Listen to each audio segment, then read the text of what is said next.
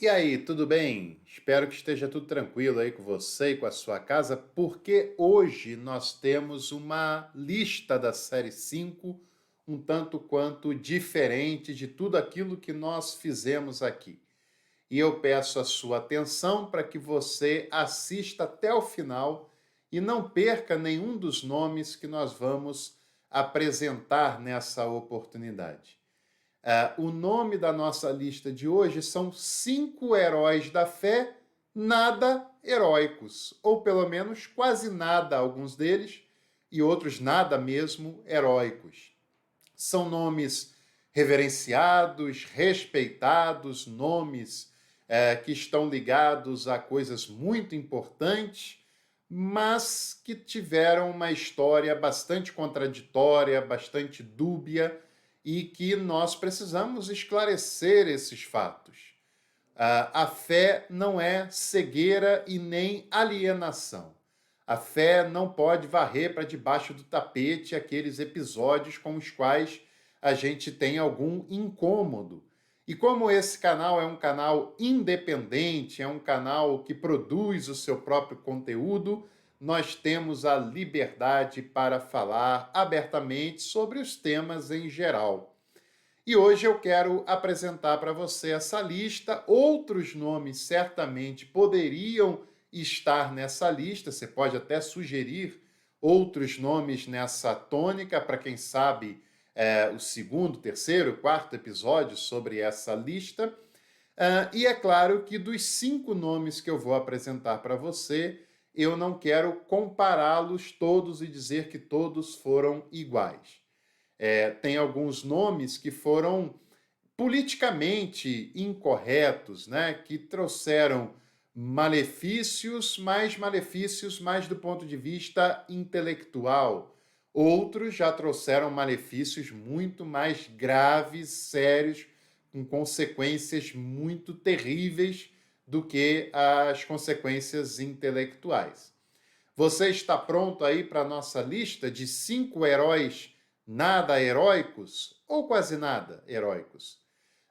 Então, se liga, inscreva-se no canal, deixe o seu like nesse vídeo, compartilhe esse conteúdo com os seus grupos de WhatsApp, redes sociais, e vamos assistir então esta lista, porque o número 1 vem lá da antiguidade. Faz tempo, hein? Viveu lá no quarto, quinto século da era cristã.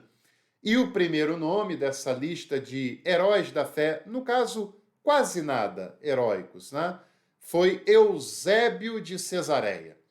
Não quero falar do caráter de Eusébio de Cesareia, a sua não contribuição, ela é mais no ponto de vista político do que qualquer outra coisa.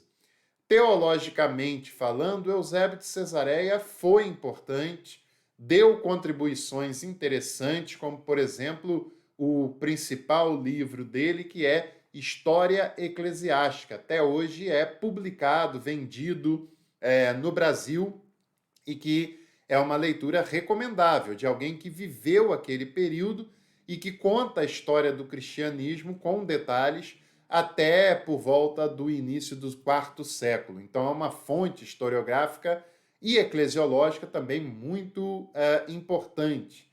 Agora, o Eusébio de Cesareia, o problema do Eusébio de Cesareia é que ele era um grande admirador de Constantino.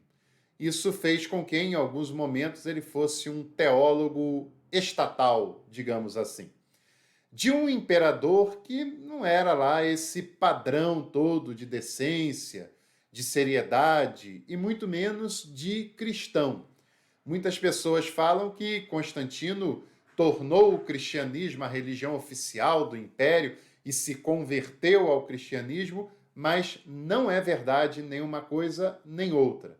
Ele não fez do cristianismo a religião oficial, isso vai acontecer anos depois da sua morte.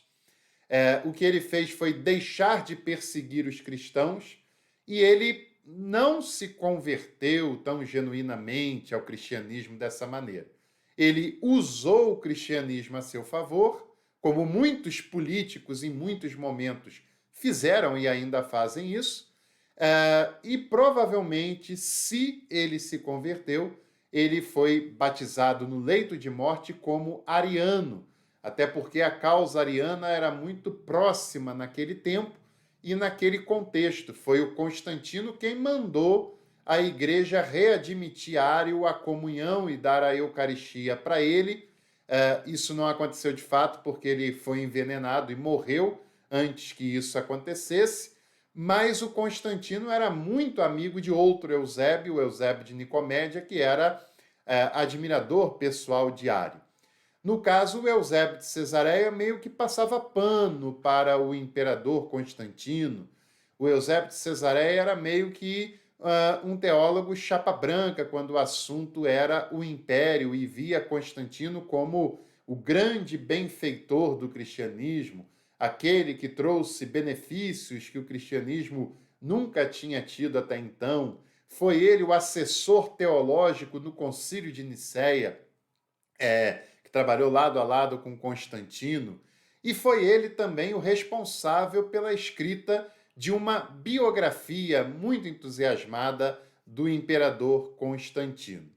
Claro que o Eusébio não deve ser jogado fora, é claro que o Eusébio deu contribuições importantes, mas a minha crítica a ele, e até é uma crítica leve para aquela época, né?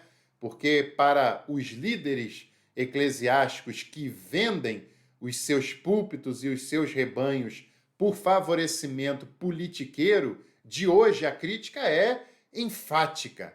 Mas o Eusébio de Cesareia, naquele contexto, que era um outro contexto, deve receber essa crítica, ainda que mais leve do que seria nos tempos de hoje.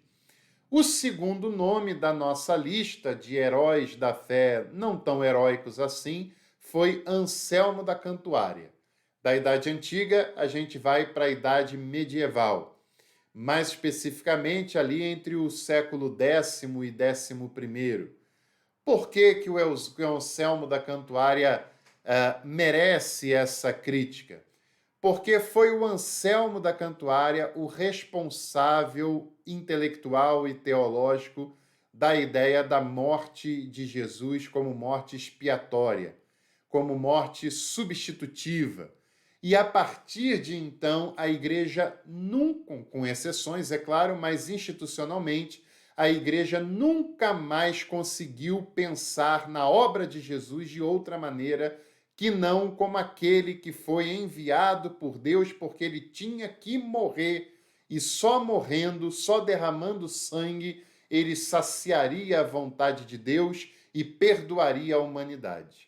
E você ainda tem coragem de dizer que Deus é um Deus de amor depois dessa.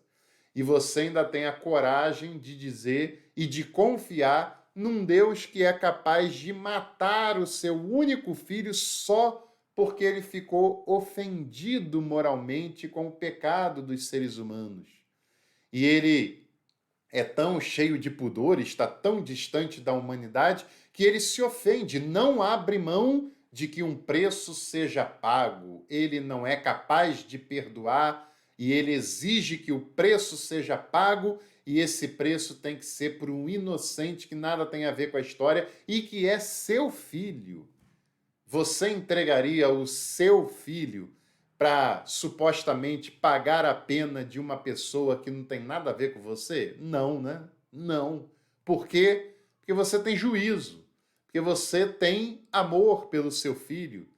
E você, sendo mau, sendo pecador, usando a expressão lá de Jesus, tem amor pelo seu filho, que dirá o Pai de Jesus Cristo, que é um Deus perfeito, perfeitamente bom e perfeitamente amoroso.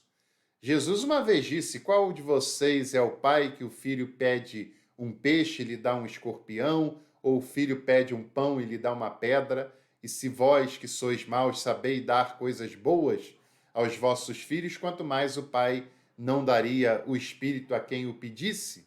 Pois é, o Pai de Jesus Cristo não é um Deus afetado, não é um Deus que tem nojo da humanidade criada por ele, aliás.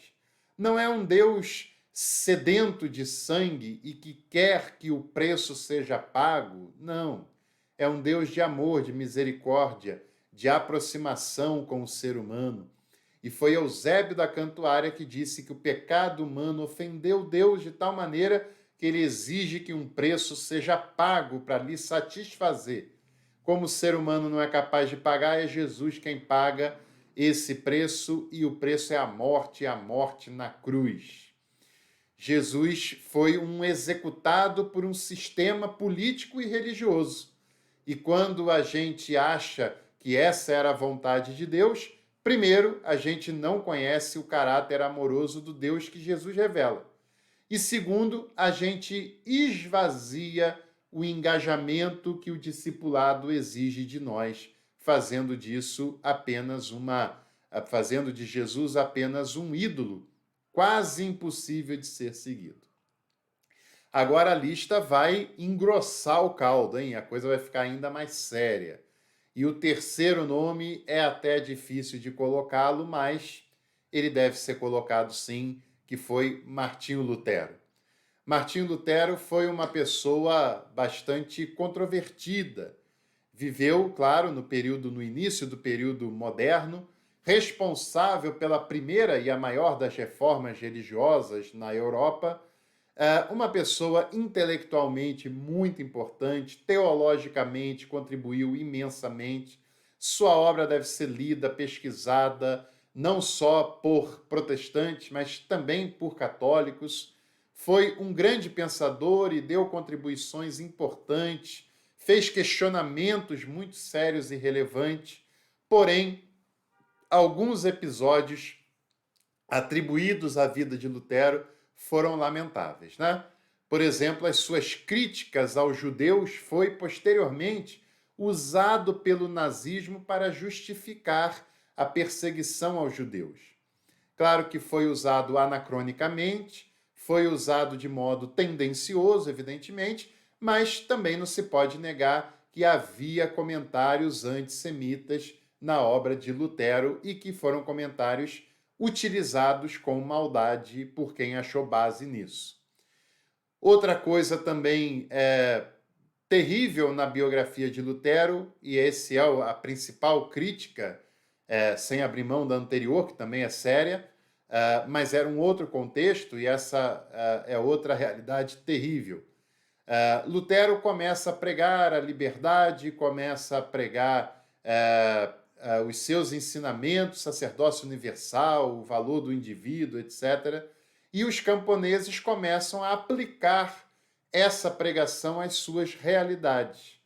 E, consequentemente, isso gera problemas com os príncipes alemães, e os príncipes alemães são financiadores de Lutero, são patrocinadores de Lutero, e Lutero, para não ficar mal com os príncipes alemães, chega a coibir esses camponeses e chega a dizer aos príncipes luteranos que era a responsabilidade deles reprimir e tratar com seriedade aquele grupo de baderneiros.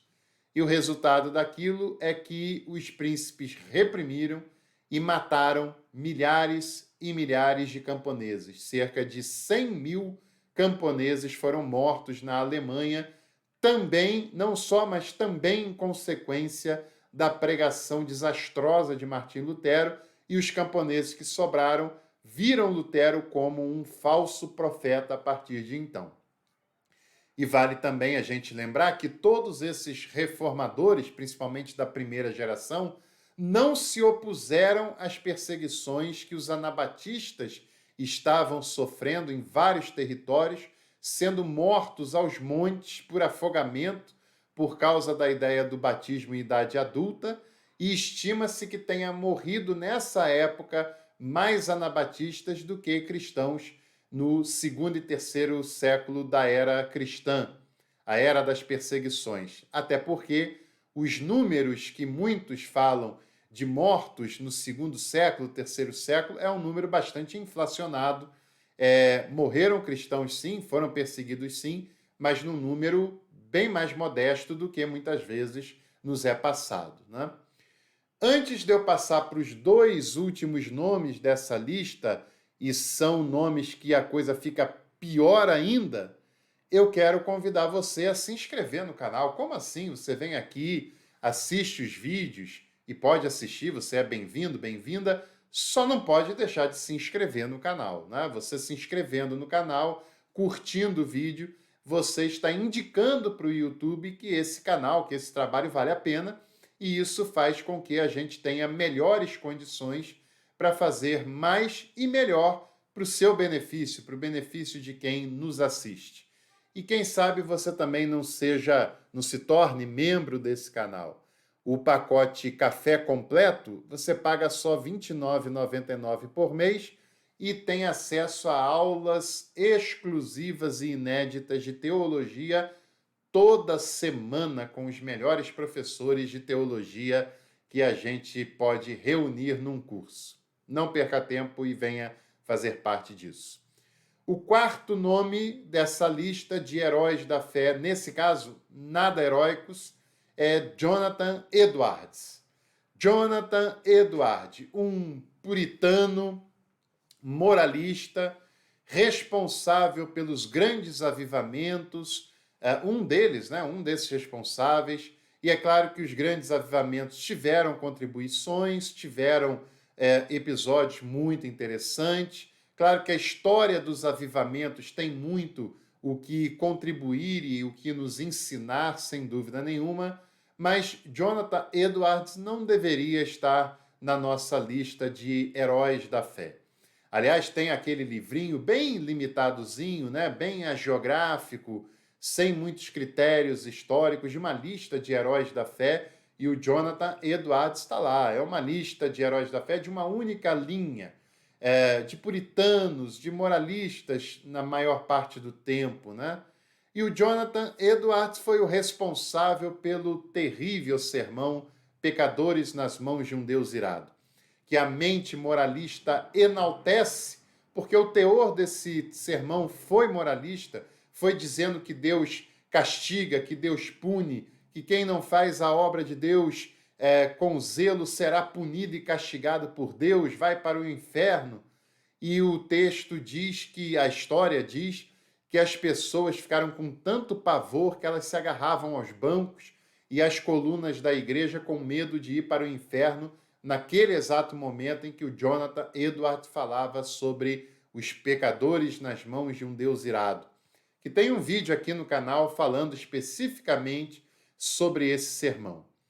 E primeiro que, muito provavelmente, isso é amplificado além do que aconteceu de fato. E segundo que eu não consigo entender como as pessoas enaltecem um sermão pavoroso que tem uma tônica tão moralista que gera um pânico, um pavor nessas pessoas, muito desequilibradas também, mas a tal ponto de que elas têm medo de ir para o inferno naquele momento, enquanto que a mensagem cristã é de salvação, é de boas novas, é de restauração, é de vida eterna. Esse sermão é o oposto da mensagem cristã, o oposto por completo. E as pessoas foram manipuladas nas suas emoções e ficaram apavoradas. E, aliás, muito pregador e muito líder religioso manipula as emoções das pessoas para fazer delas coisas que a gente, às vezes, nem imagina, né? Outra coisa terrível envolvendo Jonathan Edwards é que ele teve escravos. E alguns dizem, não, mas ele tratou com dignidade os seus escravos. Qualquer pessoa que acha que uma outra pessoa é seu patrimônio já abriu mão de tudo que é dignidade humana, do que é sentimento cristão.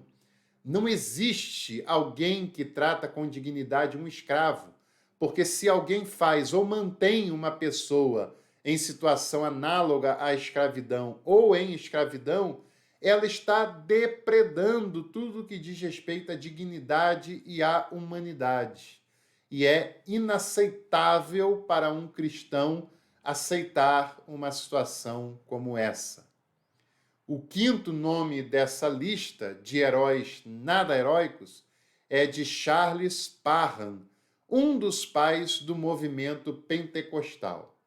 O Charles Parham é também uma figura controvertida, teve um processo de conversão baseado em cura e a partir de então se tornou um pregador, abriu um seminário bíblico em Topeka, em que pessoas iam estudar nessa instituição, mas o Charles Parham também foi acusado de imoralidade sexual. Alguns dos seus apoiadores negam, mas tem muitas acusações nesse sentido. E outro caso terrível envolvendo Charles Parham é a sua aproximação com o racismo. Tem frases racistas terríveis atribuídas ao Charles Parham. O Charles Parham, se não foi um adepto, era um simpatizante efusivo da Ku Klux Klan, um grupo supremacista branco dos Estados Unidos que perseguia e cometia violência contra os negros, um grupo racista. E o Charles Parham era, no mínimo, um grande simpatizante desse movimento. Era alguém muito atrelado ao racismo. E racismo não é de Deus, racismo nada tem a ver com Jesus e com o cristianismo. Racismo é uma perversão, uma imoralidade e uma destruição de todo o amor criado e construído por Deus. O racismo é uma perversão ao amor divino, é uma perversão à criação de um Deus amoroso que ama a todos e todas, sem acepção de pessoas. O William Seymour, um homem negro, filho de pessoas pobres, um sapateiro, esse sim, um homem que deve ser lembrado, deve ser estudado, deve ser reverenciado, porque não enriqueceu com o ministério e, apesar das suas limitações intelectuais, era uma pessoa que realmente acreditava no que pregava. Ele, para assistir às aulas da escola bíblica do Parham, tinha que ficar do lado de fora da sala, porque não era permitido ele estar dentro da sala como um aluno, como outro qualquer. Claro que isso não foi inventado pelo Charles Parham, acontecia em outros lugares e de outras formas também, mas também o Charles Parham nada fez para acabar com essa situação. Lembre-se, racismo ofende a Deus. E cristã que leva a sério minimamente o que Jesus falou e o que ele fez, se opõe ao racismo. E não basta não ser racista, tem que ser antirracista. E essa não é uma luta apenas dos negros, apenas dos indígenas. É uma luta de todo ser humano que tem um mínimo de humanidade e que crê na pessoa de Jesus. É de toda a humanidade, mas de cristãos principalmente, sem dúvida nenhuma. Tchau, pessoal, um abraço e sejamos homens e mulheres humanizados pela fé na pessoa de Jesus.